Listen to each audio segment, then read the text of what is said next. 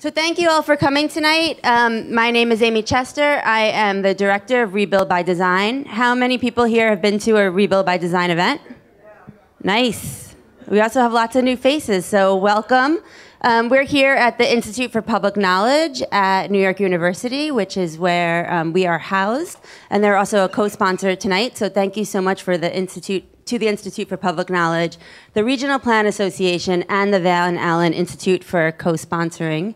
I also wanted to give a shout out to the Waterfront Alliance and the East River Alliance, who I know are promoting this event on their social media and their site, so we appreciate all your partnership as well. And also wanted to thank the Mayor's Office and EDC and all of the panelists who are dedicating their time tonight for this important conversation.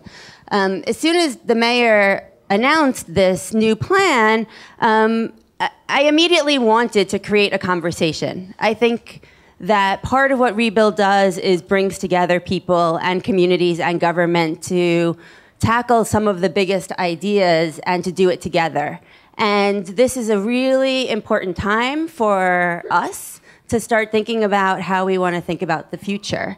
And we're very glad to be able to host this and want this night to not be about the city's proposal so much, since there's so much we don't know about the city's proposal, and the city will soon present what they can tell us, but really about what we think the proposal should be.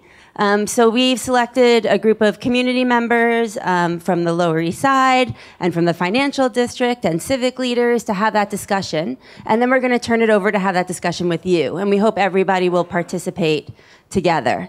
So without further ado, just a few warm-up slides. Like I said, we are Rebuild by Design. Many of you know us from when we started after Hurricane Sandy, when we had the Rebuild by Design competition, which led to the Big U, which led to this project, of course. We do three things now. We work on large-scale design competitions, one of which happened here, of course. The second of which happened in the Bay Area. We had a competition last year that looked at sea level rise as the long-term issue in the Bay Area, and thinking about some of the other issues that need to be considered, like housing, equity, and transportation.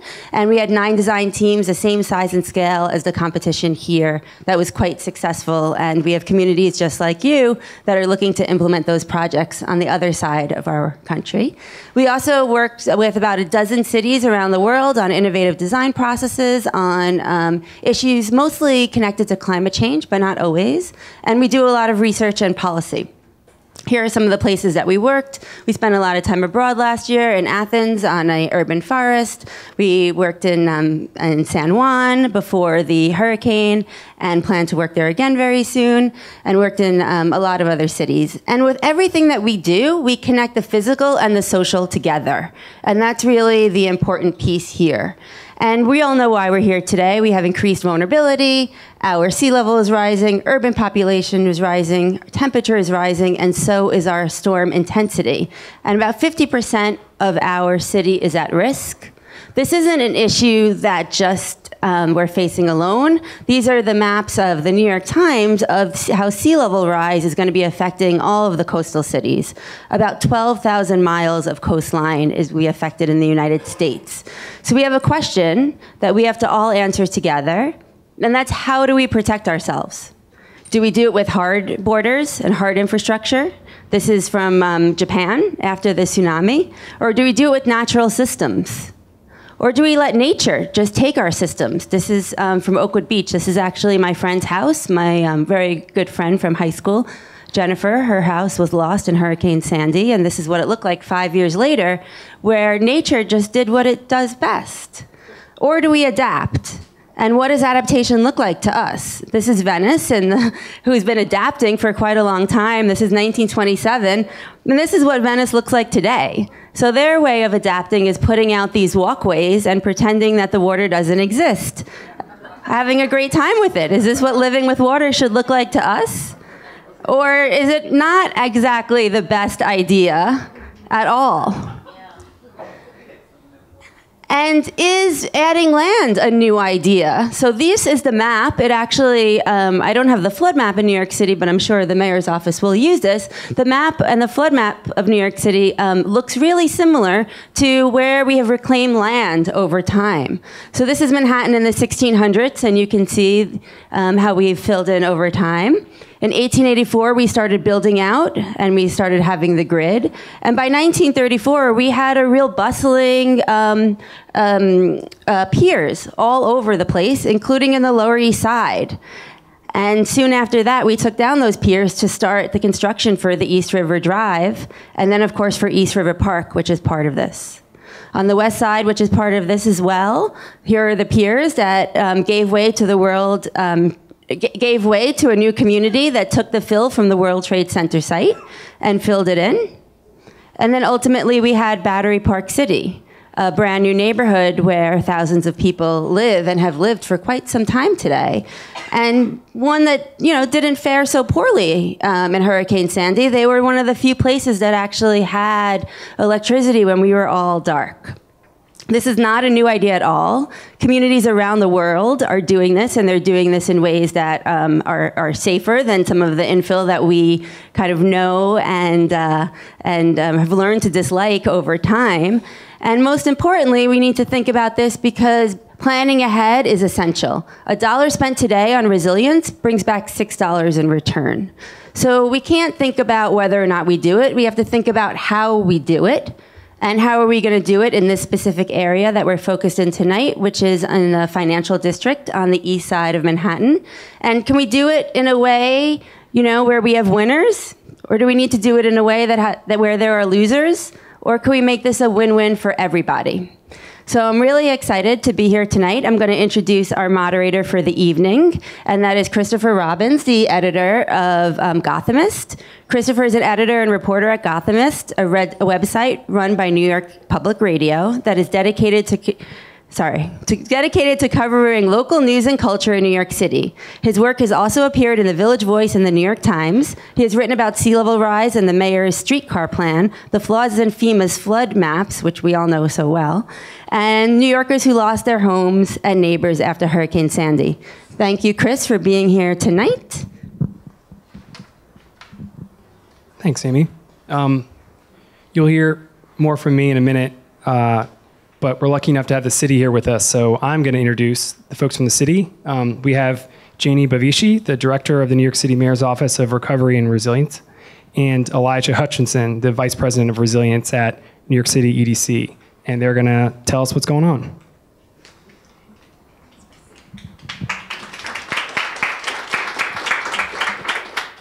Well, thanks, Chris, for the introduction. Thanks, Amy, and all the other co-sponsors, RPA and the Institute of Public Knowledge, for pulling this event together. And thank you all for coming out on a beautiful evening to listen to us talk and have this conversation. We're really excited to see all this energy focused on adaptation and resilience, and also just really excited to talk about the progress that we've made tonight. So as you know, last month the mayor announced a huge step in our resilience work in Lower Manhattan. We released a strategy that includes comprehensive risk analysis and adaptation strategy, $500 million in capital projects that we're advancing now, and a launch of a master plan process for the Seaport and Financial District, where we have some more work to do to build resilience in those neighborhoods. So we'll talk about all of that in just a second. I want to start by just starting with the beginning of the story, which is Hurricane Sandy. We know that Hurricane Sandy was devastating to the city, caused $19 billion in damages and economic losses. 44 people across the city lost their lives. 2 million people were without power for almost 2 weeks. Those effects were devastating across the city and also particularly felt in Lower Manhattan. In Lower Manhattan, we saw 2 deaths. Sandy damaged thousands of buildings with an estimated value of $2.6 billion, and the stock exchange was closed for 2 days. Sandy also demonstrated just how critical Lower Manhattan is to the city and how impacts in Lower Manhattan can be felt across the city. Lower Manhattan is a major job center for the city. 10% of the city's jobs are located in Lower Manhattan. 30% of the workers in Lower Manhattan earn less than $50,000 a year. It's home to nearly 100,000 residents and growing. It's a major transit point in the city. 19 of the city's 25 subway lines run through Lower Manhattan, and 26 ferry lines also pass through the area. It's important to note that while we're focusing on Lower Manhattan and the work that we're doing in Lower Manhattan today, the city is also spearheading a $20 billion resilience portfolio citywide with projects in all 5 boroughs focused on making neighborhoods safer and more resilient, upgrading critical facilities, upgrading buildings, and also investing in coastal protection. There's been a lot of planning in Lower Manhattan, so I wanted to just kind of demystify some of this. Post-Sandy, A Stronger, More Resilient New York was released with the initial idea of building a coastal protection in the water or outboard in Lower Manhattan. This idea was further fleshed out in the Southern Manhattan Coastal Protection Study, which was released in 2014. It provided further analysis of outboard development. In 2014, also, the Big U concept was proposed. It's important to keep in mind that this was not a city concept, but rather a concept developed by a private firm, which I think most of you are probably familiar with, the BRK Ingalls Group, which explored a variety of land-based coastal protection features. This was in response to the Rebuild by Design competition, and ultimately helped us secure funding for the Eastside Coastal Resiliency Project. And then the 2019 study, which we are talking about now, which was just released last month, is really the first comprehensive risk assessment of all the climate hazards that Lower Manhattan faces, not limited to sea level rise and storm surge, but including intense precipitation and extreme heat, and also an analysis of all the different engineering options and alternatives that we have learned about over the years to protect this area. So again, this study, which by the way, that we have some copies available, not enough for everybody, but if you're interested, they're over there, and you can also find it online. The study has led to land-based capital projects that we're advancing for 70% of the district, with the $500 million of funding that I mentioned before, and then the master plan for the financial district and Seaport, where on-land solutions and technologies are not feasible. The city's understanding of climate science and risks has also evolved since Hurricane Sandy and since some of these early plans were developed. We're experiencing climate change today, and sea levels have already risen in New York City by a foot since 1900, which is almost twice the global average. We in New York City are very lucky to work with the New York City Panel on Climate Change, which is it's an independent panel of scientists that is required by local law to provide us with local climate projections every 3 years. And they actually released their latest projections just last month. So this slide provides kind of an overview of what we're working with. So the climate analysis that is part of the study is not, like I said, just focused on sea level rise and storm surge, but also focuses on this range of climate threats that we face. So finally, I think we are missing some of the slide here, but oh, okay. Great. So thinking about these risks that the climate, both extreme events and the chronic impacts of climate change that are faced in Lower Manhattan in particular, by the 2050s, we actually expect 37% of properties in Lower Manhattan to be at risk to the 100-year storm surge. And then by the 2100s, we expect daily tidal inundation to affect 20% of streets and over 10% of buildings due to the projected up to 6 feet of sea level rise that we expect by that period. And 7% of buildings will actually be at risk to destabilization from projected groundwater table rise.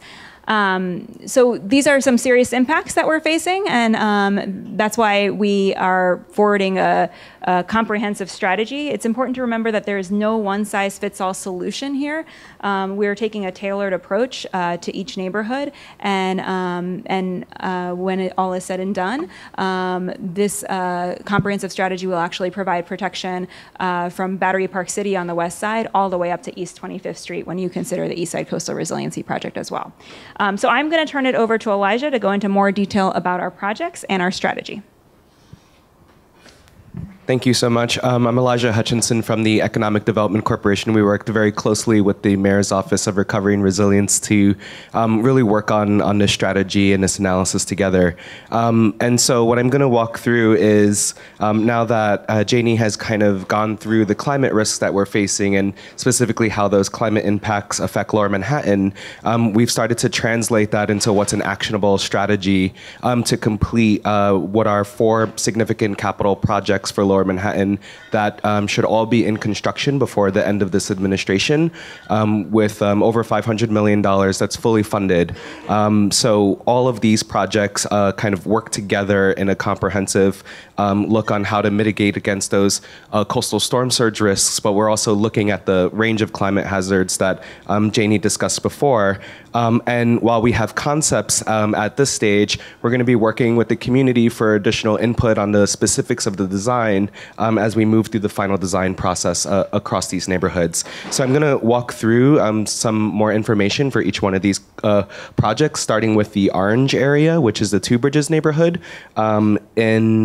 which is from Montgomery Street on the east side down to the Brooklyn Bridge.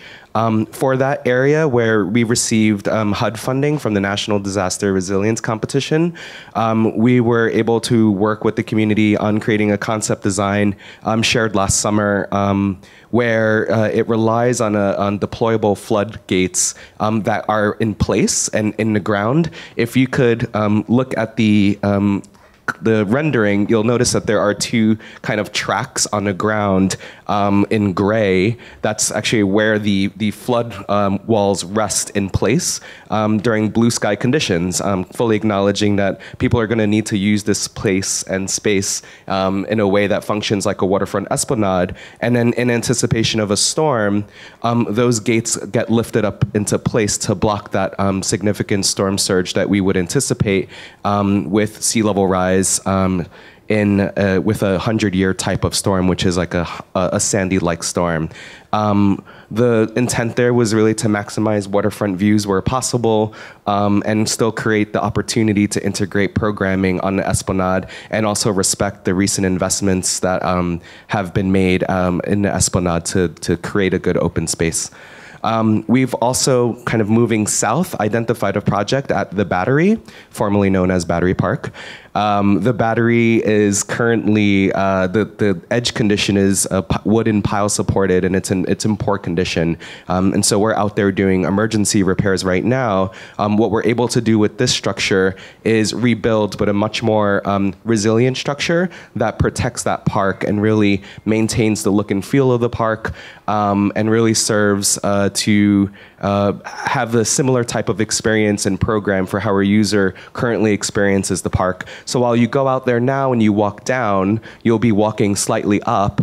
And so you are able to protect the park and the area behind it from some of those more frequent storm events as well as sea level rise. And then near the back end of the park, provide a higher level of protection against some of those coastal storm surges, which are at higher elevations. So we are also working with Battery Park City to coordinate with them on their resilience work. We, the city, were able to approve the funding for their bonds to fully fund the design for all 3 phases of their design on the west side, as well as all of the capital construction work for this southern compartment.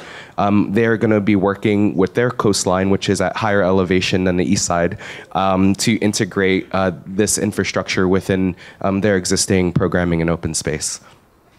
And then we have heard, even with these projects moving forward, before starting all construction in 2021, we wanted to look at what can we do now. And so for this coming storm season, we're working with emergency management to deploy interim flood protection measures, which are in green here.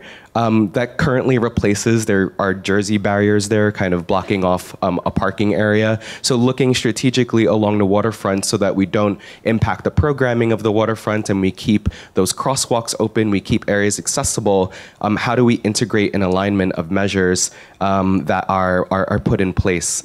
And then when that storm comes, you'll see that there's a little orange thing in the background. That's the Tiger Dam that you blow up, and it ties together the what's called HESCO barriers on either end, kind of creating a complete alignment for these neighborhoods. And so that will be in place by this coming storm season, and where feasible, and emergency management will be deploying that program, and it's working with the community on that now. So like Janie said, that covers about 70% of our shoreline, yet we have an area in blue of that unmitigated coastal storm surge flood risk that we really need to think about because of what's there and the critical infrastructure that's there, the people that are there, the jobs that are there. And so now what we're going to be doing is a next phase of master plan work, but we weren't able to find a viable capital project for that area, and there's a lot of reasons for that. The analysis that we did looked at a suite of measures, precedents of what other cities are doing around the world for deployable flood barriers, flood walls. What can we do in terms of building level retrofits? What can we do in terms of streets, the public realm, and how can we upgrade infrastructure and think about all of as well as the seepage barriers or any other types of technologies that we would need to evaluate for the financial district in Seaport. And we came up with some pretty unfavorable concepts, things that would be completely disruptive to the neighborhood, would really change the look and feel of the historic character of everything, the blocking off the waterfront, and it's because of the unique constraints and conditions that are in the financial district in Seaport that we were not able to find a capital project. And so while we studied a range of options, there are several reasons for which the capital work we couldn't identify a project for the financial district in Seaport. But really, it's not one of these things. It's any one of these things kind of prevented us from having a project. One, we see acute climate risk in the financial district in Seaport. The nature of the floodplain is low and it's long and it's flat. And so it creates a type of flooding environment that the water extends very deeply into Manhattan relative to the shoreline. We also know that there's not enough space to really integrate these interventions with all of the infrastructure that's above the esplanade as well as all of the infrastructure that's below the esplanade. You have the AC tunnel running underneath. You have the battery tunnel, which goes subsurface, the FDR drive then drops below grade. So there's a lot going on, as well as existing buildings and programming and maritime infrastructure. So all of those uses really complicate how you can drive piles down into bedrock, which is what you really need with a lot of these projects. So it's a particular constraint. We also have really narrow streets, and when you start raising streets and thinking about issues like that, it creates a very unsafe circulation network or pedestrian network. And also these interventions have tie-ins into the community so that you can kind of create compartments of flood risk mitigation tying into the high points of the floodplain. In the financial district in Seaport, because the area is so low-lying for so long, this infrastructure would not only be on the esplanade like it is in other parts of the city, but then would need to run through the neighborhoods, crossing South Street, Water Street, Front Street, and would be completely disruptive with gates crossing all of those major intersections. So really a challenging approach. We also have a bunch of historic buildings in the area that are built before modern building code that don't have very strong foundations, that are very difficult or impossible to retrofit. And then we, knowing the heights of where we would need flip-up barriers for at these locations, there isn't currently a flip-up gate that's in function in New York that has been designed at those heights. So we would really be pushing the limits of the technologies in this area for the types of flood risks that we would be seeing.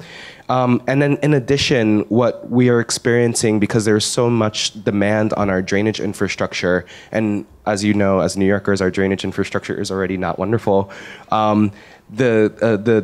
The coming climate change is going to add demands to that infrastructure, and we're not going to have enough space to or capacity of the system to accommodate that new drainage infrastructure that's needed.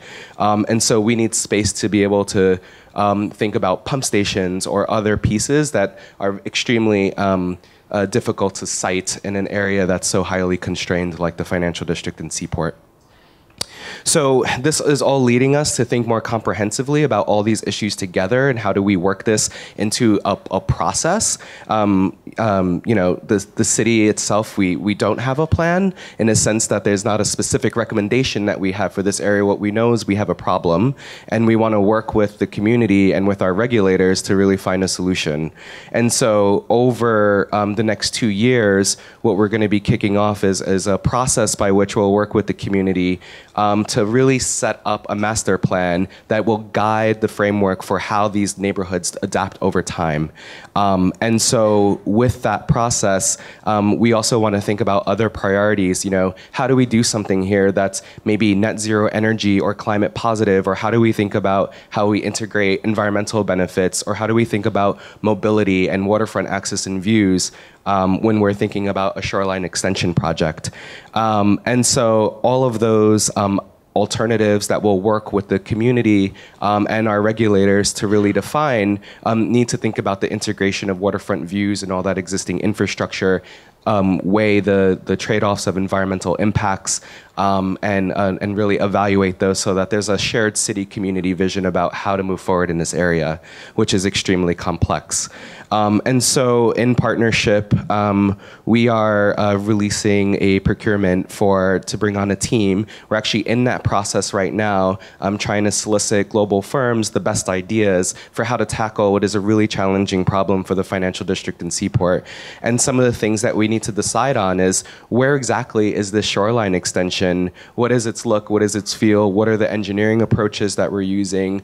What is the infrastructure that's incorporated into this waterfront? How far do we need to extend it in certain locations? How do we minimize the extension as much as possible? And so all of that works out in a comprehensive design process that will be just only beginning to engage in this year. We also want to create a detailed implementation plan, financing, construction strategy for any of these options that we create. And we want to advance our permitting conversations with our federal partners and DEC and Army Corps. Ultimately, the city is not the arbiter alone of what happens here. We have rules and regulations, and we're going to be working with the federal government to figure out what is a feasible, implementable approach for this area. We also need to create and think a lot about how to address drainage, which is a really critical problem in Lower Manhattan, and what that means for our plan, and how do we accommodate that drainage infrastructure within the shoreline extension as well. So it's really the beginning of a conversation. We're looking to do a lot of engagement on this. This is a kind of a conversation that the city hasn't had to have for a very long time on extending a shoreline and creating a new place in New York City. So we expect that process to be robust. We're excited to be here to listen to your ideas. And we are going to continue to work with the community board and others over the next few months before we bring on a team, but we're hoping to have a design and engineering team on board by this fall, and to further continue those conversations through 2021.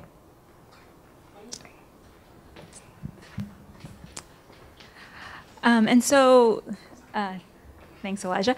So as we wrap up this part of the program and pass it over to the panel, I know there's going to be time for discussion later. We just wanted to leave you with a couple of questions that we're grappling with and would love your feedback on. So this first one is for you: what defines resilience? How do we think about the relationship between resilience and the environment? How do we educate and communicate complex and technical information to bring everyone along? Do you have ideas for tools and strategies for broad public engagement? And what defines success for you and the next generation, since this is a multi-generational project? Thank you.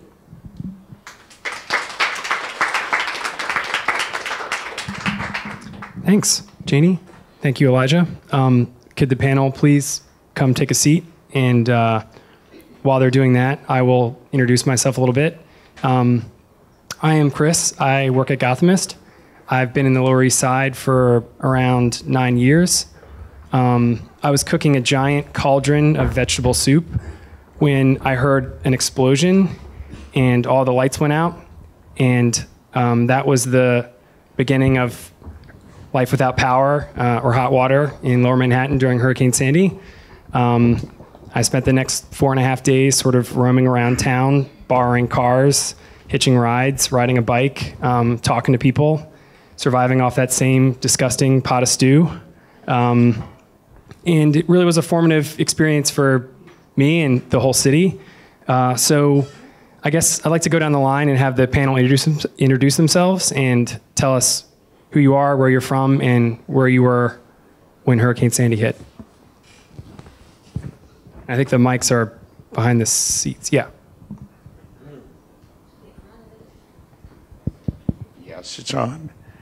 My name is Victor Papa, and I'm the president of the Two Bridges Neighborhood Council in Lower Manhattan, or in Two Bridges Neighborhood.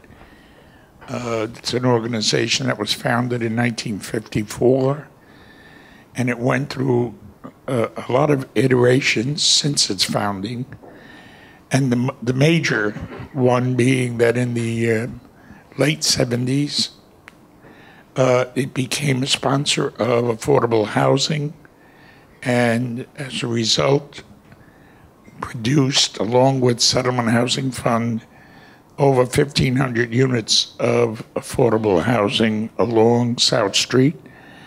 And that was by use of the government programs that allowed you to build with government monies these affordable units. And I believe it's the largest development of affordable housing located on the Lower East Side. Okay. Oh, hello, my name is Alice Blank. I am currently the chair of the Environmental Protection Committee on Community Board 1, and also a member of the Waterfront and Parks Committee and the Land Use Committee. I live in Community Board 1 in Lower Manhattan, just south of Canal Street. I'm an architect and an urban planner, somebody who has spent a lot of time thinking about a lot of issues to do with urban planning in our communities and have taught that for many years. I have my practice is on dry ground, but I have an interest in the waterfront and had worked on competitions to do with Governor's Island, David's Island, and also on something called Ideas Afloat, which was looking at other uses for the city's archipelago of 42 islands. On the night of Superstorm Sandy, I was on the 4th floor of my building that fronts Canal Street, watching a few cars float by. Hi, my name is Trevor Holland, and I live in the Two Bridges neighborhood. I am the chair of Parks and Waterfront for Community Board 3, although I'm not speaking in capacity here. I'm speaking in capacity as president and founder of a group called Tough LES. Our group was founded to make sure that residents in the Two Bridges neighborhood have a voice, and to make sure that when something happens like Hurricane Sandy, that we're able to speak and be heard, and that's something we've been trying to do for quite some time. On the night of Hurricane Sandy, I was at the 19th floor of a waterfront building. My window faces the water. We had a previous storm a few months ago, which we were told to evacuate. and no one evacuated because there wasn't much of a storm. We were not prepared at all for what happened. The lights went out. We lost elevator service. Our lobby flooded, and for the next 2 to 3 months, we lived in complete. It was just a complete mess. My concern here, and the reason for being here, is I've looked at and I've examined a lot of these studies. I've been going to a number of, not only Rebuild by Design, but the governor's office and other meetings and things that go as far back as the Blue Way, of different plans for protecting the waterfront. I'm a little worried about raising both edges, meaning the east side, East River Park, and also this plan to raise the edge of what would be the FIDI district, because Two Bridges has the lowest lying elevation at 7 feet. So if you raise the edge on one edge and you raise the edge on the other side, you're going to have a problem. Good evening. My name is Josh Nakwitz. I am the Vice President for Economic Development at the Alliance for Downtown New York. We are the Business Improvement District in Lower Manhattan. Our service area is more or less all of Lower Manhattan south of City Hall. That's focused on the financial district, Battery Park City, Seaport area, just to give you a sense of the geography. I myself was at home in Brooklyn during Hurricane Sandy. I worked for the Brooklyn Public Library at the time, and we spent a lot of time after the storm, working diligently with our staff to try to get our library branches around the borough, especially in places like Red Hook and Coney Island and Brighton Beach, back up and operating after suffering substantial damage during the storm. Hi, everyone. My name is Angela Pinsky. I am the executive director for the Association for a Better New York. It's a nonprofit civic organization that was started in 1971. It was during a time when some businesses and some real estate owners decided to get together and try and improve quality of life issues in New York City. And during that time was the financial crisis. The city went bankrupt, and they asked the federal government for a loan, and the federal government said no, which was the headline: Ford to New York, drop dead. And out of that group of people, they decided that some of them who were able would prepay their business and property taxes in order to keep the city financially afloat while they restructured their finances. And from that, Avenue was born. We're now an organization that advocates for issues that make New York a better place to live, work, and visit. On the Hurricane Sandy, I was 9 3/4 months pregnant with my first child. I was due to deliver at NYU Hospital, which had been flooded, and I had watched people kind of be evacuated from there. I couldn't call my doctor because all the phone lines were down. But we were able to give birth at Mount Sinai. And when my son was about 6 weeks old, my husband, who worked for the city, the Economic Development Corporation, got a call from Mayor Bloomberg asking him if he would lead a multi-agency effort to assess the damages of Hurricane Sandy, which then turned into the SIRR report. I was very proud of him for being acknowledged as being someone who could take on such a serious task. I cried a little at the thought of him leaving me with a newborn to do this, but a few months later, I guess 7 months later, he and a team of very dedicated and qualified people who had tried to come up with the best solutions that they could produce the SIRR report.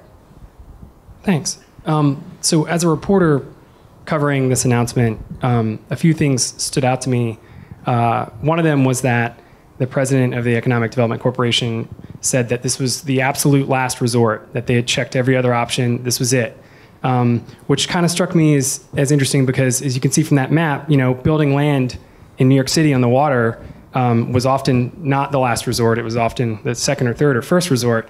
Another thing that struck me from the press conference was that this is supposed to be strictly a resiliency measure. But the problem is, how do we pay for it?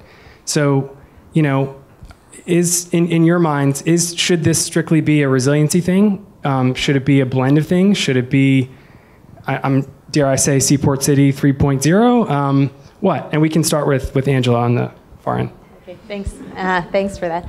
As I understand it, and I am not a resiliency expert, but as I understand it, that the cost of the proposal gets more expensive depending on the types of uses that are going to be above it. If it is going to be unused as a public space, then I think it's relatively less expensive than if you tried to build the platform that had the capacity to support buildings and infrastructure and everything on top. So I think I don't know the exact economics of it.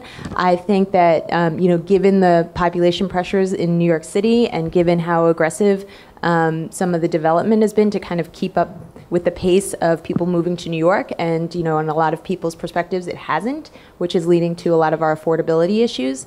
I think that if you build a piece of land out into the water with nothing on it, I don't think that it's going to take people a very long time to say, hey, that looks like a nice piece of developable land. And so I think it's worthwhile to have the conversation now. Should we be building appropriately for what we think should go there, or should we build and hope that nobody wants to build there and then maybe have to go back and build again to appropriately support the uses that will ultimately go there? Well, I actually think the mayor was very clear in the press conference that this is about resiliency.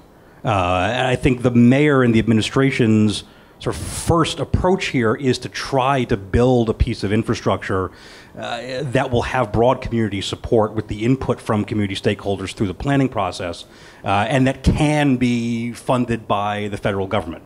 And I think looking at this as a piece of resiliency infrastructure first and foremost, as opposed to looking at it primarily as a real estate development opportunity, is the right approach to take. That said, I think we all have to also be realistic about the political situation nationally in Washington. And we have to be able to keep an open mind about the different sort of funding options that might be available for this in the future. I'd like to know what was the second best option. I've heard that this is the only option, so I'd like to see what the second best option is. And I think there's a solution for preventing development out on the water. If you build landfill, you just map it as parkland, and then you won't have that problem. I've often said to think big, and I've said that on many occasions on other panels, that New York City needs to think big, and I think this is a big proposal from the mayor, Seaport City 2.0 or 3.0. But I hope that with the lack of open space in the FIDI district and the waterfront, that we look at this, if this happens, as an opportunity to build more open space and not as a development opportunity. Well, I have to be frank that the report being provided to us by the Department of Economic Development does seem like likely that we have economic development here. And I have to say that the proposal as presented under the Bloomberg administration in 2013 is quite similar to this. In fact, I remember it was a sort of a 400-page report that looked a whole heck of like what we're getting, and it would probably be very helpful to, one, know how this proposal dovetails or is informed by the earlier proposal. We spend as citizens of the city a great deal of money on these reports, and they're published, but we don't know how one moves to the next. So if we had one that was already identifying a lot of the issues that are now present again 6 years later, it would probably be very helpful to understand where that one is not right or is right.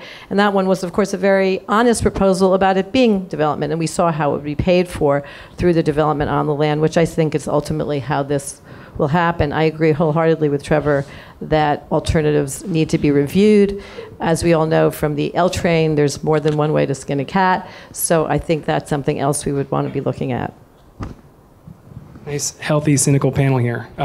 Victor, do you have anything to add? In as much as the plan has been declared final, I really don't believe that. I believe one element that's missing in order to determine, or for the city to determine what it's really doing, is to have the input of the folk who live along the waterfront.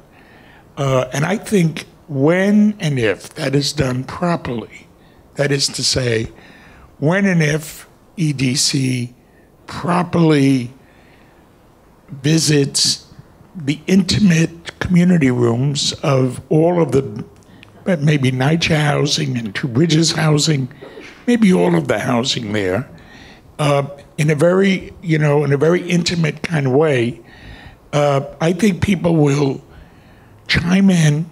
And I think there has to be recognition that a lot of the terminology being used is very abstract.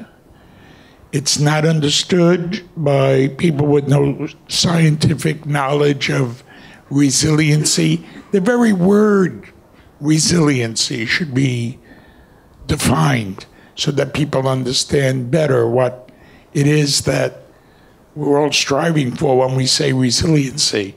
So I think the element that is missing, and I think that will change what is called a final report, will change once people are vetted, asked, participate, and I think that those who present it must be very patient, must consider doing it 3 or 4 times to the same people. Then I think we would have a harmony between the community and the city agencies. That's a very good segue, because my next question is, how do we define what community engagement is? And who is in this community? So does anyone else on the panel have something to add to Victor's definition of community engagement, or what meaningful community engagement looks like? I'll jump in. This is the cynic, and I hope I didn't. And by the way, I want to make clear for the record that I am not speaking at all on behalf of Community Board 1. I am speaking as a resident of Community Board 1. So community engagement, I couldn't agree more with Victor. It's probably the most critical aspect of this and of any of the major scale projects in New York. And it's something that I think we all recognize that there's not enough of. And I thank Amy Chester tonight and Rebuild for Design for doing this. For example, it's terrific. I think I can say what doesn't work, and is something that as a community board member I'm well aware of: working groups, task forces, community engagement groups. These groups are often selected by the mayor or by some sort of political sort of constituency, and as much as possible in the moves that go forward on this plan, it would be terrific if we could see full, transparent community engagement where public meetings are open to the public, or if not, if they can't be, that every single word that is stated in the minutes, and you have tapes and such, so that anyone who wants to can follow what's going on, and that is often not the case, and so I would advocate for that. And as I stated earlier, one of the reasons why we formed our group, TEF-LES, was that we wanted to make sure that folks along the waterfront had a voice. Our group is comprised of tenant leaders who live along the waterfront and all experienced the effects of Hurricane Sandy. Community engagement is tough. It can be ugly, it can be difficult.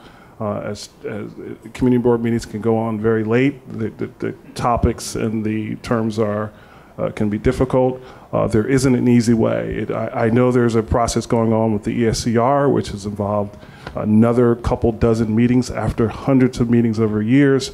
So it is a process that city agencies are just going to have to go through. I will say that before Hurricane Sandy, I didn't know what tidal inundation was. I didn't consider myself to know anything about resiliency. And I think that's true of a lot of folks who live along the waterfront. They're being introduced to what we never thought we had to discuss, and that's flood protection or resiliency. And that's a difficult thing to sort of discuss among residents, which I think is important to talk about, and other stakeholders, is trying to define what the city and what agencies are trying to tell us is best for our neighborhoods. And it is a difficult process. I just think that over time and over dozens more meetings, I think people will begin to understand. So I'll be a little bit less cynical. I agree entirely that community engagement is absolutely key to this project. It's key to all planning projects. I think it's extraordinarily difficult to do, having been sort of on both sides of that, having worked in previous lives for city agencies doing external affairs and community engagement. It's tough to do it right. It's tough to get the right people in the room. It's tough to get real buy-in and to have fruitful, useful dialogue that really includes all of the important stakeholders. I do think that the city and EDC, under EDC's leadership, really made a sincere effort getting us to this point and in this sort of initial project that they just wrapped up to try to engage the community. It wasn't a perfect process. It probably could be improved on, but I do think that they deserve credit for making a real, genuine effort to bring the community in, and I do have faith that the city is going to continue that as we move into the next phase. As someone who doesn't live in Lower Manhattan but does work in Lower Manhattan, I actually think that the community is also sort of, it's a really interesting neighborhood in that there is so many different types of uses, and the neighborhood the neighborhoods have changed so dramatically in recent history. Josh would probably know better than I do how many workers versus how many residents are in the area. But if community engagement is hard, I would imagine community engagement, including a workforce, is probably close to impossible. I work a lot with, we have a young professionals community at Abney where we try to get people who are civically interested and civically engaged into a process where they start interacting with government. And a lot of them express to me that they find community board meetings to be intimidating. There's a lot of people who know a lot of people there, and they often don't feel like they know a lot of people, that the length and duration and the endurance required to follow an issue throughout community board meetings, it's normally more than they're willing to give or have the capacity to give. And there's a complexity to these issues, and there's often not a glossary or a guidebook to figure out and decipher how these things work. So, not just specific to this issue, but I do think that we are in an age where communication has the capacity to expand, but when we do these types of community engagements, we still are using very similar methods and means of obtaining opinions as we have been for quite some time. And I think, we spend a lot of time trying to figure out how to capture more people and become more inclusive in some of these conversations. I think those are great points. I think we could have an entire separate panel about how the city can really rethink and improve the way we do community engagement. If you look at the way the city, and this isn't a comment on the current administration, this is the way it's been for decades and decades and decades, the idea of having a 6 p.m. meeting where you show up and sit there for 4 or 5 hours on a Tuesday night has got to be the worst possible way to really engage. I think every local journalist in New York City would agree with you wholeheartedly. Change those meeting times. Victor Jim. Yeah, I just want to add that there is no one. I'm not singling out EDC or the mayor's office as those agencies that do not have good communication with the community, because I have to really compliment EDC when many years ago they had hearings on the Esplanade, and that really turned out well, and it had a full complement of community input. But I think that besides the statutory relationship that a city agency must have with a community board, they should stop thinking that that's the limit of what constitutes community engagement. It is not. And as stated before, community boards are very difficult to deal with. They are sometimes more difficult than city agencies. At times, I'd rather talk to EDC directly than to the community board. And because maybe because people on the community boards are so established over the years that they don't feel responsible to the folk who are most impacted by any of this. So, and I also think that whatever city agency engages the community, and I'm sure you know this, but I think you got to be very serious about it. It has to be bilingual, trilingual, and when you're doing Chinese, it's 2 dialects. You have to know that. You have to respect it, and you have to implement it. Well put. I'm going to read a saucy quote from a city limits story, which is a phrase I don't get to say that often. I love city limits. But my friend Neil wrote a story that came out today about resiliency and retreat, and he was interviewing a woman who lived in Coney Island, and she experiences blue sky flooding. So in high tides, her ankles are underwater, her car is inundated. So she told him, even the Dutch are retreating from the shoreline, but here we're building out 30 and 40-story buildings in a flood zone. It's all about money, and the developers don't give a damn because they're not going to be here. So, is there always going to be this inherent tension between development and resiliency? Is there a possible compromise, middle way, where, that lady is wrong? I think it's a great question, and I think it's something that we have to grapple with in a city as densely built as New York. I think part of the challenge here, if I look at the area that I know very well in Lower Manhattan, on the east side of the financial district, along the Water Street corridor, we have about 19 million square feet of office space. That office space is more than the total square footage of office space at the World Trade Center and Brookfield Place, the old World Financial Center, combined. There are about 100,000 people that work in those buildings. There are about 17,000, 18,000 people that live just along that one corridor. So you're looking at sort of that massive density of real estate. It's not really the value of the real estate that's important to me. It's the number of people that live there, and it's the number of people whose jobs and livelihood are tied to that physical real estate. And that's not counting all of the retailers and the small businesses that are there. So sort of how do you sort of weigh those needs of all of those people that work and live there sort of versus some of these bigger resiliency issues? I like big infrastructure projects. I do think that we can build a solution. I think that there are engineering solutions that exist that you can build within buildings or within infrastructure projects that can help protect for these things. So the example that Amy put up before about Battery Park City, there was also Arvin by the Sea out in the Rockaways that was a new affordable housing neighborhood that didn't experience very much damage at all because it was elevated, because they had put in drainage systems, and because of the type of construction that had gone in. And it was surrounded by communities that had experienced damage even farther inland than they did.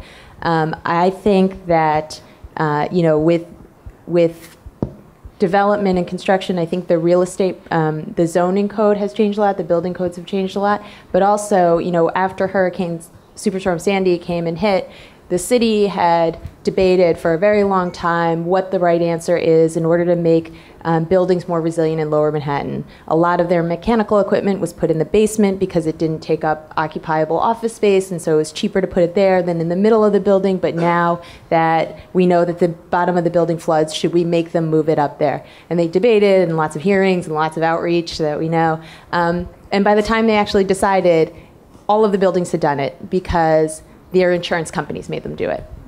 And they said, you can't carry insurance with us unless you move these buildings, because we're not gonna provide you a plan. So I do think that there are, I think that the city has the right intentions. I think that they should plan very carefully. I do think that there are some safeguards out there that will additionally help protect buildings, because I don't think anybody wants, financiers, insurance companies, owners, buyers, banks, none of them want to spend a lot of money building a building that is going to be half underwater and unoccupiable within a foreseeable horizon. When I hear retreat from the coastline, it scares me a bit. Living along the waterfront in an all affordable neighborhood, along with a lot of all affordable public housing. We had talked about in various meetings about the possible retreat from the waterfront, and that would mean evacuating at least 4 floors of these buildings and forcing people to move. And I think people forget history, that a lot of the public housing was built along the waterfront because it was an undesirable place. So if we start talking about retreating from the waterfront, we're pushing a lot of these affordable housing units away. After Hurricane Sandy, there was an explosion of development along the waterfront of luxury housing. Even in the neighborhood I currently live in, there are proposals and current buildings, and all of them have these very expensive and extensive flood protection systems. The existing affordable housing does not. So when you start talking about retreat, you're really talking about a forced type of gentrification. So I think we need to be really careful, and we have to examine the area we're looking at. As you mentioned, Manhattan is a difficult place to retreat from. We don't have these shorelines with parks and beaches. It's all built up to the edge. So that worries me when I hear the word retreat. I agree. Yes, I think optimistically we have to believe that there's a way to have a balance between real estate interests and resiliency. I mean, if we don't believe that, then we all should move out of New York. So I'm going to be optimistic and say, yes, that should exist and could exist. I do think it will only exist in a good form that we all can be happy with some sort of real, very precise planning that gets involved. And when I mean planning, I mean a kind of real comprehensive look, if we're just looking at Lower Manhattan, that we really see and understand the whole of the tip of Manhattan and what the approach is by all agencies involved. I think that's something that is missed, and that I know at Community Board 1 we often speak about that is missed, which is how does the Battery Park City Authority coordinate with the ORR, with the OEM, with the Hudson River Park Trust in looking at this whole surface and how we are going to really best plan for it. And I think that is, something that we don't talk about much, but I think the call for all agencies to be in these meetings at the same time talking about these issues would be really helpful going forward. I think one of the issues that should be addressed is the fact that community boards do not speak to each other as you might expect them to do, especially with regard to these issues. Whatever's going to happen at the Seaport will have an impact on what's going to happen at Two Bridges. So there is nothing that the community board could decide on its own that it doesn't need to communicate with their neighboring community board, which is a big mistake. So one of the things I would advocate for is a very brilliant resolution that Community Board 1 passed in February, which is for the city to consider an entity that could mediate, that could become central in the sense that it could communicate the same message to Community Board 1 residents as it would Community Board 3, because even the city agencies tailor their presentations according to what the latest Community Board resolution says. And that's not what should guide them. What should guide them is a local entity that is particularly structured to communicate, make outreach to the residents along the waterfront from Battery to Montgomery Street with the same message, and tailor it depending upon wherever it has to be delivered. Is it fair to ask, residents of the South Bronx or Red Hook or other areas of the city that aren't maybe getting as much attention from resiliency efforts to sort of buy into this plan that's, $10 billion. I think the city says it's spending around $20 billion in resiliency efforts across the city, not including this $10 billion project. So half of the, the budget for the entire city's resiliency spending, it would be on this. Is that fair? And I think it's the subway lines, the density, there's a lot of compelling arguments. But, what would you say to someone in Red Hook or South Bronx who are like, what? I would say, no, it's not fair. And I don't think that's what the city is doing. I don't think it's what the city should be doing. I think that we are in a very, very bad place in this city if we all start sitting here having a conversation about which neighborhoods are more deserving of investment and more deserving of protection from the epical disaster of climate change that is coming. I think it's a dereliction of the city's duty if we start saying that one neighborhood should get more investment than another. I think the city has to look at projects and feasible projects that can provide protection in every neighborhood. And of course, those are going to be completely and totally different projects in a neighborhood like Coney Island or the Rockaways, where you have a beach, where you have different sorts of infrastructure. But I think we have to look at every neighborhood in the city. Absolutely.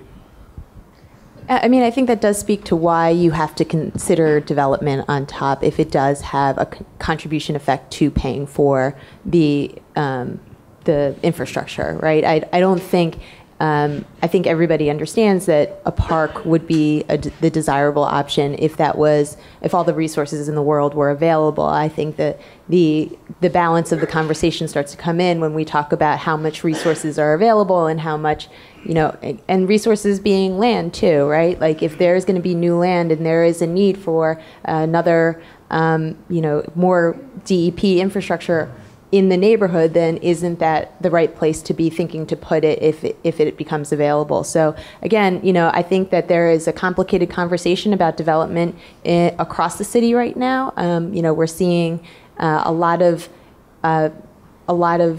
community boards expressing more concerns about what development will do to the existing neighborhood than we have seen in past conversations, and I think a lot of those concerns are very fair because now we've seen many more of these types of rezonings and development projects being proposed, and I think that they're serious questions that we have to grapple with. But I don't, in the same way that I don't think that we should retreat from the waterfront, I don't think we should retreat from development. I think we should figure out, I think it just creates the urgency to figure out how to do it right. That's a difficult question for me to really answer. I mean, one of the things that I sort of began to understand was neighborhoods after we started talking about resiliency, because if you look at any map, the city has sort of defined, and we have defined, Two Bridges, Lower Manhattan, Fide-Eye, Battery, or Battery Park. We're sort of defining neighborhoods by how much money the feds or the city is given to. And I'm not sure if the city is committed. You said the $20 billion total. I don't know if the $10 billion is in that $20 billion. It's not. So there's $20 billion spread around the city, and I don't think half of that was, because I don't think any of this is funded. So, I mean, for me, it's a difficult question to answer, looking at it from the entire city, because right now we are fighting for a 0.82 square mile or 0.82 linear mile of protection for a underserved neighborhood. Right.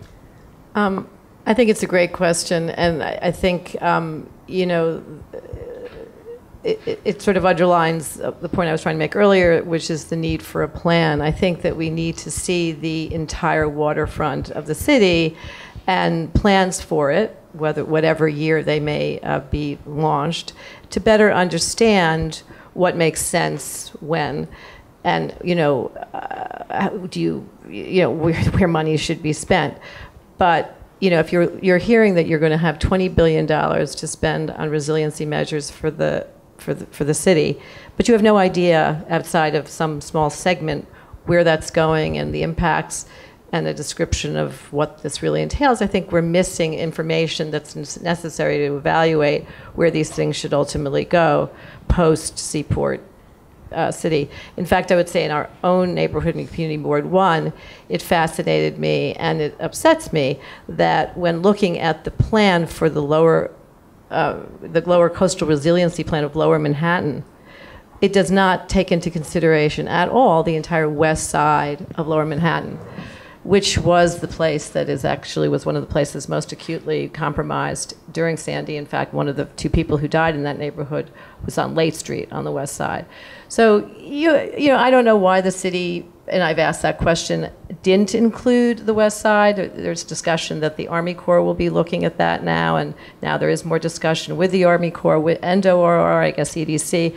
But I think without the overall plan, it's a tough one to answer. And I'm hopeful that perhaps, I guess it's 2020, that maybe the new waterfront plan comes out. I'm not sure, but I think there is a new plan afoot.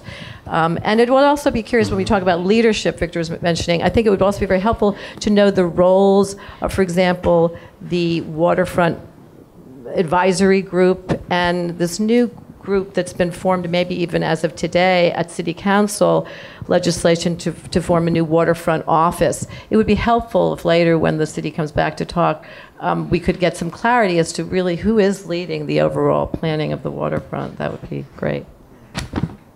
So I think we're going to take some questions or comments or whatever. If anyone would like to raise their hand, and we'll bring you a microphone. I will ask this one question here, and Trevor sort of touched on this.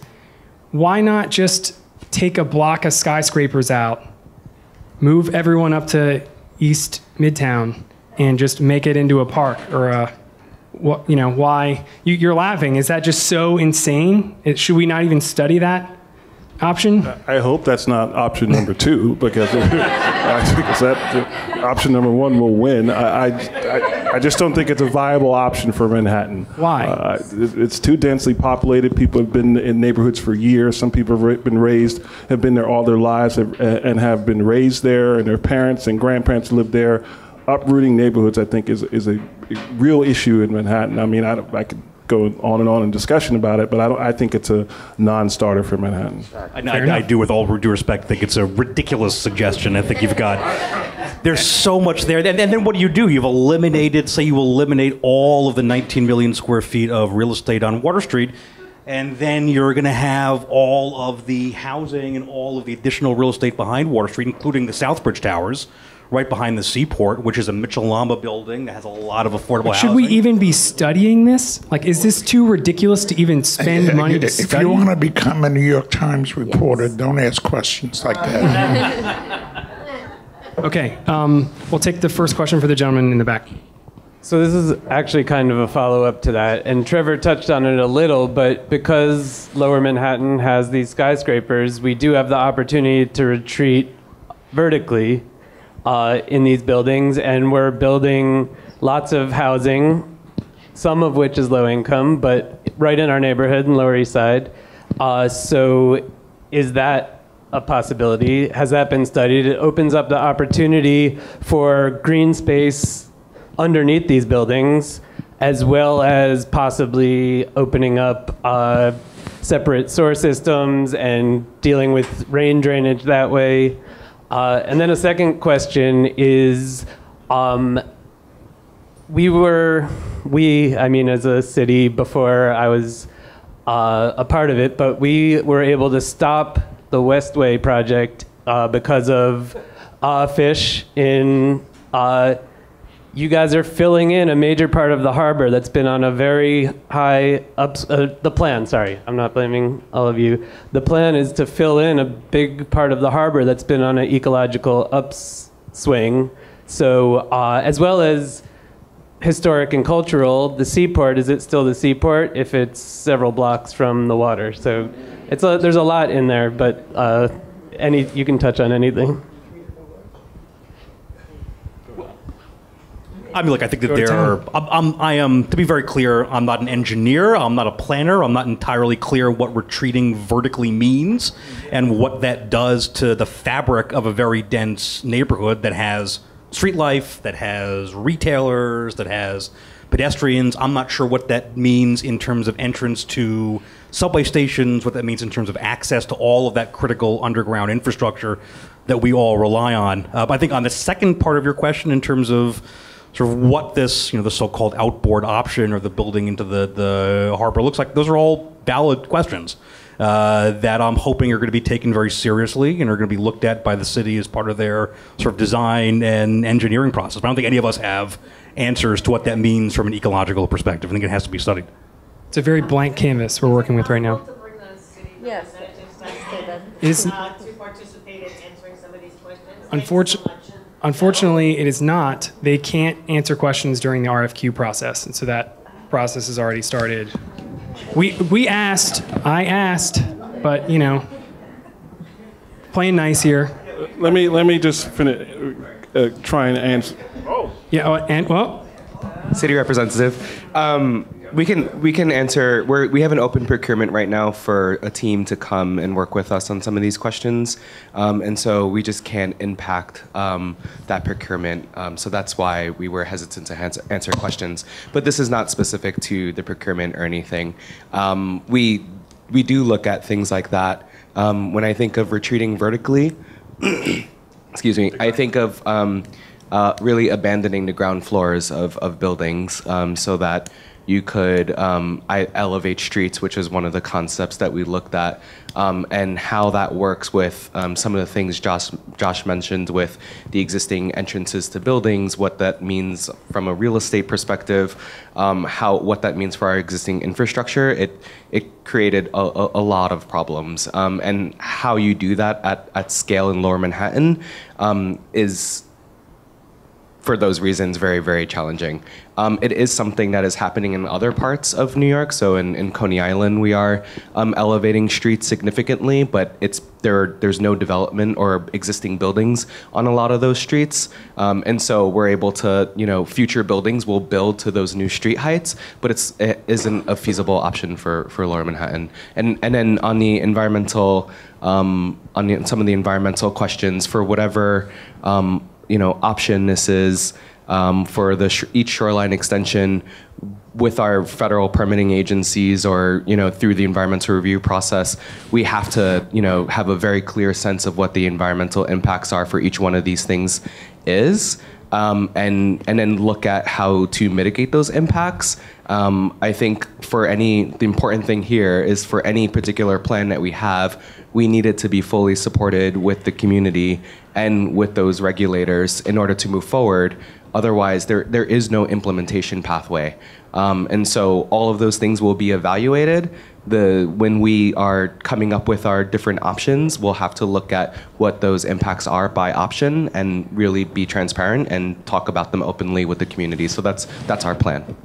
Let me just add that when you talk about relocating people, whether it's vertically, the Lower East Side has a history of moving people out and returning them 46 years later. So I think it's difficult to talk about relocating people. But I do see an opportunity. For the city to do something about the CSO situation. I don't know if I think if we're going to think big, and I know. Combined sewer outlets. I think it's an opportunity for the city to do something big. I know it's challenging, and we've heard many presentations that it would require a lot of work, but if we're going to think big and we're talking about $10 billion or $20 billion, that we need to really examine our CSOs.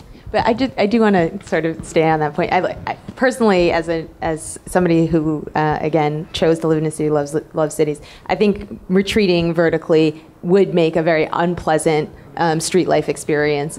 People usually, and Alice probably knows this better than I do, but people experience the height of buildings in two ways. Like one is like immediately what's in front of you, and then two is sort of the whole capacity of it, but they rarely look up about 15 feet and sort of look at that building or look at what's there and interact with that in a person-to-person frame. So I think that that's tough. But also, I think that there's a lot of stuff that's still going on right now. All of the buildings that were flooded when they were rebuilding, they looked at a lot of these technologies, and maybe it's hard for a casual interactor with the building to notice. But if you do kind of walk around the buildings in Lower Manhattan, like around there, you will start to see that there are divots and screw holes and things like that about 5 feet away from the building. There are some buildings that have employed deployables. Deplorables was deployable systems. And then, a lot of people were looking at bringing in things that they could import from other places, not that they didn't have to store in Lower Manhattan, that they can bring in because these storm surges are somewhat predictable. You do have a little bit of notice. So I think that there is some things happening that are encouraging, and I think that a lot of building owners, particularly the commercial building owners downtown, feel like they are in a much stronger position than they were 6 years ago, and I think that those are all good signs that we can protect ourselves in some of these situations. Okay, we'll take another question. And when you take a question, could you stand up and introduce yourself briefly? Yeah.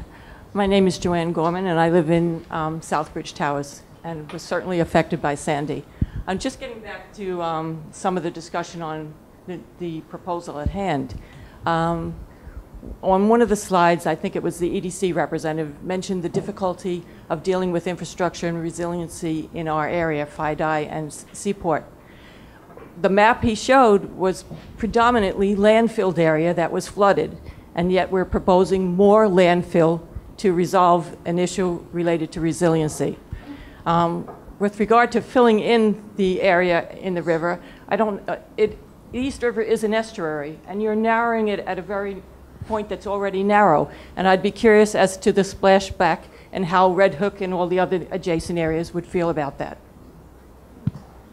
Again, very valid concerns. I think we should all be, we should be clear as this conversation progresses that none of us know what the city is actually going to propose. Right? We're all here talking about the beginning of a planning process that's based around what is a fairly vague concept. And all of those concerns are going to have to be taken into account in the city's planning process. And I certainly hope they take all those concerns seriously while they're thinking about what this looks like. Thank you. Tommy Loeb, I live at the foot of Grand and the FDR Drive, a little further north. But my concern is that we're conflating resiliency with storm protection, and that the urgency, the quick urgency to do something about resiliency is sort of concerned about our immediate protection. We all agree that there's climate change coming.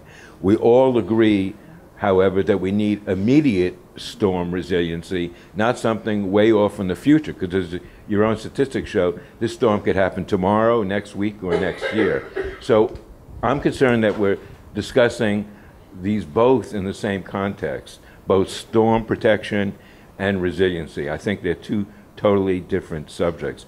And I'd also like to sort of piggyback on what Alice said.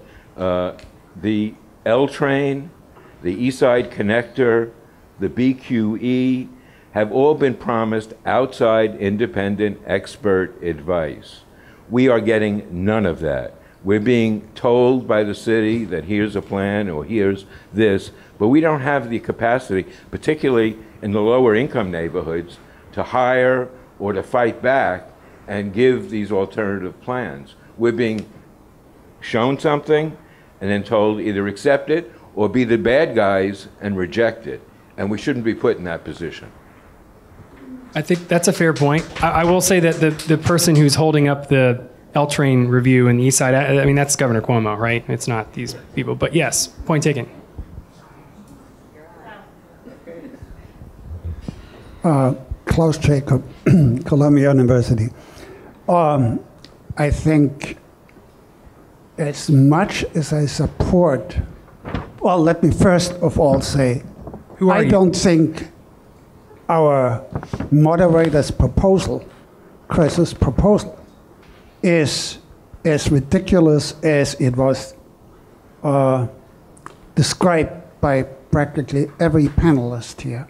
I think it needs to have serious consideration. Having said that, what is my reason for that?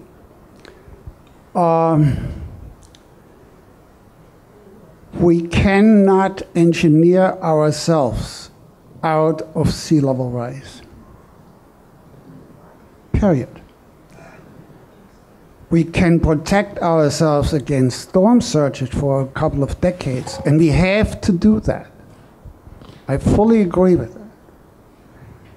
But let's not fool ourselves that eventually, and the question is what is eventually meaning in terms of decades, we will have to retreat from the waterfront.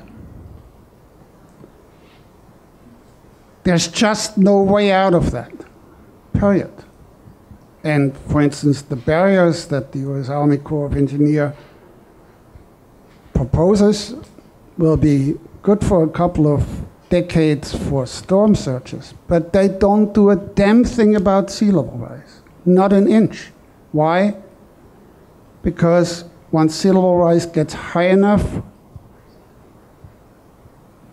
then they have to be more or less permanently closed, and then we get flooded from behind from the Hudson River and the Raritan River. Klaus, can you introduce yourself to the group? I said initially, I'm Klaus Jacob from Columbia University, and I'm still the same. Got it. Okay. There's a certain panel you sit on. Well, I happen to be chosen as one of the panelists on the NPCC when Mayor Bloomberg created that institution in 2008. I was also on the working group of the RBD, Rebuild by Design, and out in San Francisco, Resilient by Design, and a couple of other things. So, but I think that's not material to my arguments. Fair enough. Does anyone on the panel want to? So, but let me just say, Yeah. and community concerns, as much as they have to have input for the present solutions, they do not consider either, just like the EDC nor the mayor's office nor anybody else, what it means 1 to 2 generations down the line. If we do just protection, which is not sustainable resilience, it's temporary resilience, but not sustainable resilience, then the danger is that we create more assets behind our protections that ultimately will be doomed. So, a colleague recently said, we don't have to run for the hills, but we have to walk for the hills. And so the question is, how do we transition from what we temporarily need to protect, including, yes, the low-income housing in the Lower East Side, but don't be fooled that you will be able, or your children or your children's children will be able to stay there. So the question is really, how do we transition the city from its dilemma where it is? Do we put more development into the lower elevations, or do we think gradually and walk uphill and put capital there too, and infrastructure, and low-income housing? It's a tough one to follow. Let me just comment quickly on that. Please. What I've heard and what I've been listening to for the last, I think we're going on almost a decade, is that we either have to raise the edge or retreat. That's what it comes down to. And that doomsday proposal basically said we have to walk away from the edge. And we're probably not going to get input here, but I'd like to hear what a lot of the folks in CB1, particularly who live below the Brooklyn Bridge, feel about that concept of whether you raise the edge or retreat, whether it's slow or quickly. But I also think that information is key for some of these things. You know, I think that if you tell people that this is going to be permanently underwater within a time frame with some certainty, then I think that there are at least some choices to not build in that area or to make rational decisions would kind of naturally occur. And if we're talking about time frames in terms of decades instead of years or months, then I do think that the information is key for helping drive that decision making. I mean, the problem right now is that we are in a position, I think everyone in this room sort of agrees that climate change is real and there are sea level rises, but that's not necessarily true driving national policy, and that's not necessarily true informing some of the things that inform some of those types of decisions. So the flood maps are a federally determined set of boundaries, and if that's something that people don't believe is going to be determined scientifically, then I think that bad decisions and bad information is going to lead to building assets where they don't belong. Okay, let's get another question. Hi, I'm Wendy Chapman. I'm actually on Community Board 1. One of the things that relates to Alice, we worry about this a lot, about the master plan or this type of thing, but one of the things that we as a city that makes no sense to all of us is that budgeting takes so long. So we're working on projects that were planned and budgeted for years and years ago, and you've got to spend the money or you lose it.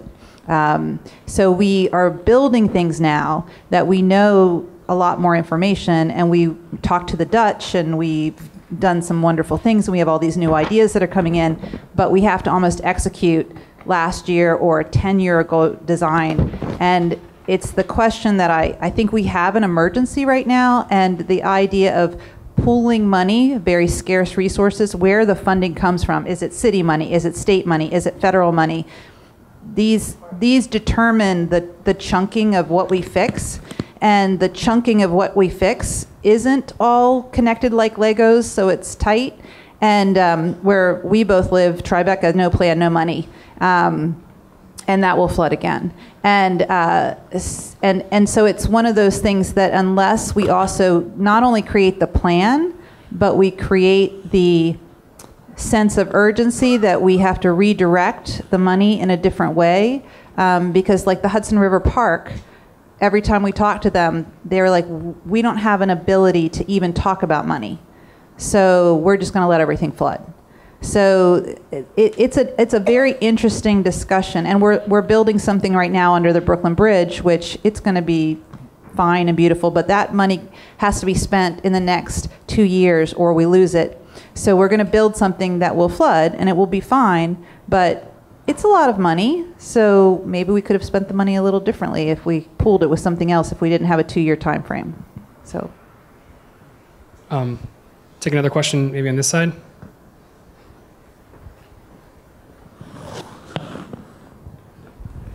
Hi, my name is Robin. I live on Grant Street.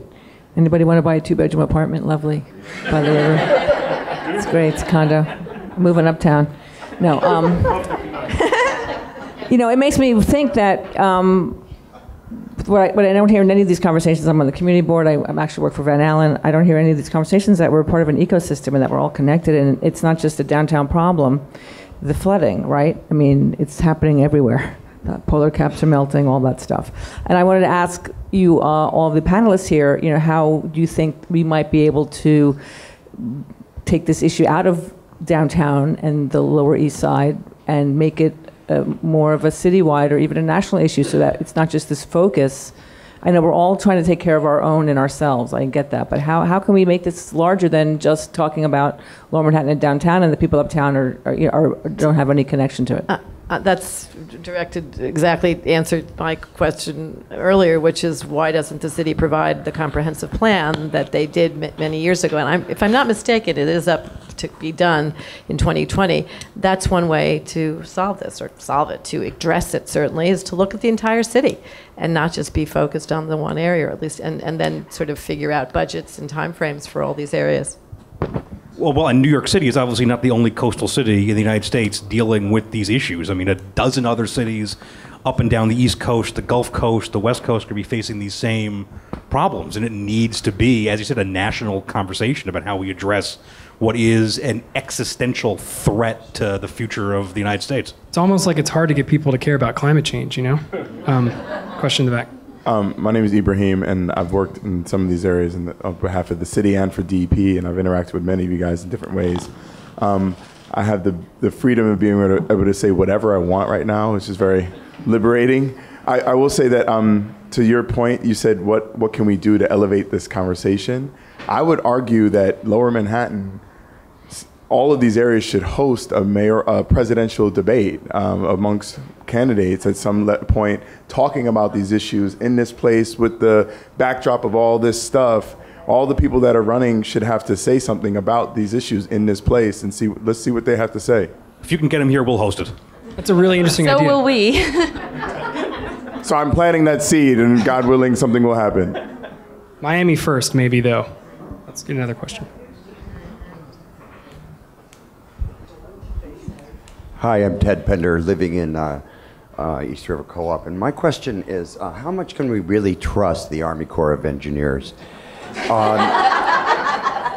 I thought that was the ultimate in construction. However, their East River Park rebuilding of the bulkhead is already failing. It's already sinking, and that was a 10-year project. The same space that's been sinking 25 years ago is back to that same level, less than 15 years after the project was finished. So what about them?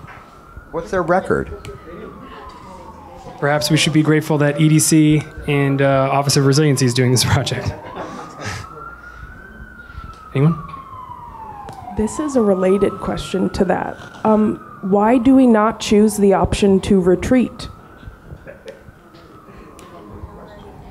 No, I know. It keeps coming up. It seems controversial almost. I feel like we've sort of answered this question and beaten this horse to death.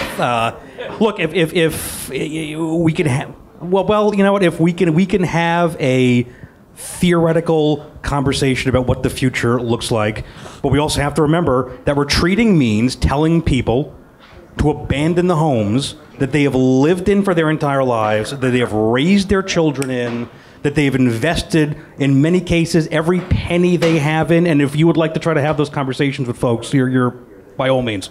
Right, I'm just saying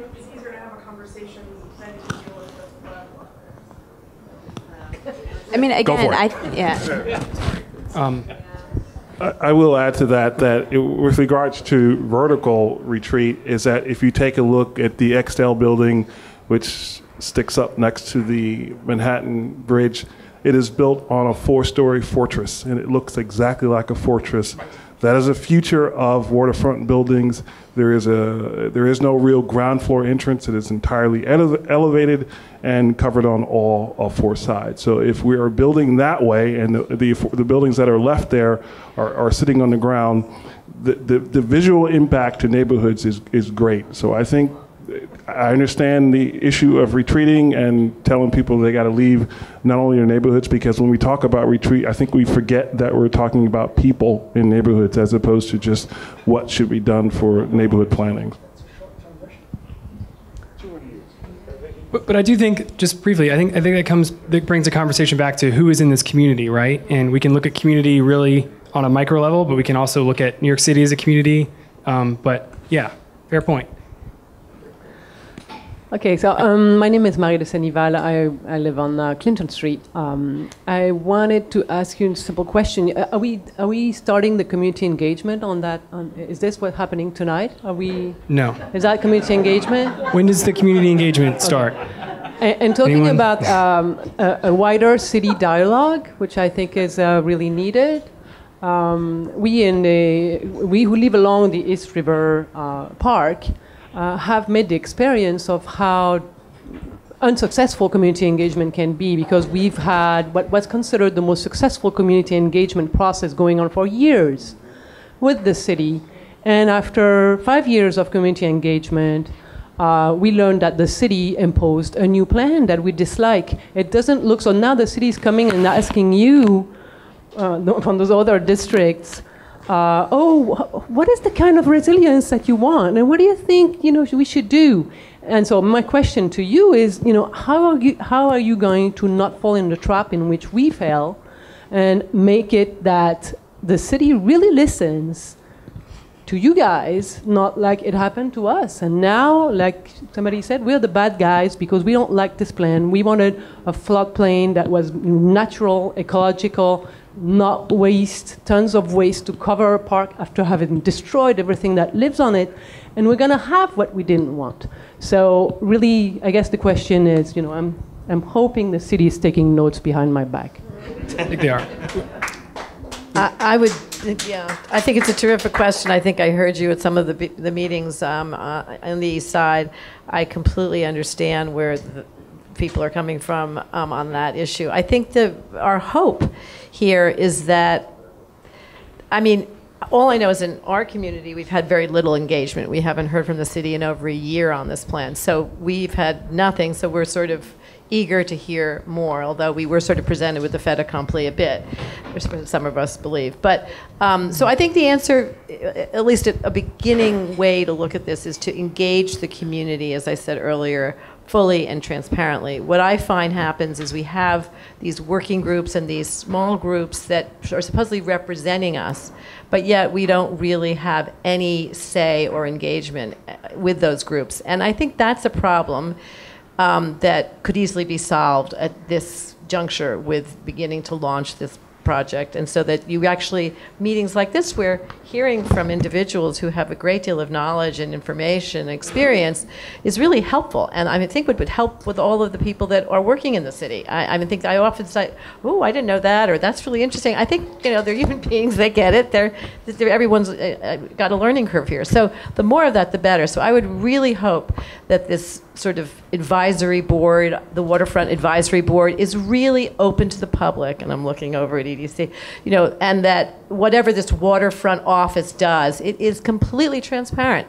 One of the things that's come up in our community, not to bring up another issue, but we have a community-based jail in our neighborhood, and one of the problems was that part of the community engagement on this was completely not, many people believe, was not really transparent enough, and even the meetings themselves were not fully public. There were no recorded minutes. This cannot continue. We really need to know what's going on and be able to have a voice. To have a voice is really what we need. I would argue, maybe I'm old school. Let me just add real quick. Go ahead. Just add real quickly that a part of the reason why I came here tonight and why I'm sitting here is that I'm taking notes on what people are saying, but I'm really trying to get input from folks who are affected by this LMCR, and I know there are a few folks there, because we could talk about a lot of different issues, but I think what I hope to gain is help. I haven't heard what people really feel about this program who live in CB1. So if we could get some folks who have some concerns or just have an opinion about the project. No, I know, I'm just asking, but most of the questions were kind of getting away from the LMCR. I think we are out of time. one more. It's time to drink some wine. We'll let one more. All right. One more, and then we promise to wrap Go up for by it. 8 p.m. Go for so it. one more. I think the moderator gets to choose. Yeah. All right, Io. I don't really think what I have to say has to do with CB1 or CB3 specifically. I am in CB3, but a couple of things. Victor, I want to thank you for that great idea. You need to have hearings where the people are. So I look forward to working with you to maybe have a public hearing, maybe in the middle of Tompkins Square Park, where people are, for example, or maybe in a school. That's not where our people are. I know. No, our people are at the waterfront, Io, and remember Okay, that. let me go on. I was trying to make a joke and it didn't work, so I apologize to everyone for that. But I want to really caution us to not think about the retreat concept, because it's a scare tactic. As somebody who lives in the Lower East Side in Alphabet City at a time when nobody wanted to live there, when there was no sanitation pickup, when we had, no support from the city, when we went into these abandoned buildings, we gutted them, spent years, rebuilt them, and now we're almost, priced out of our neighborhoods.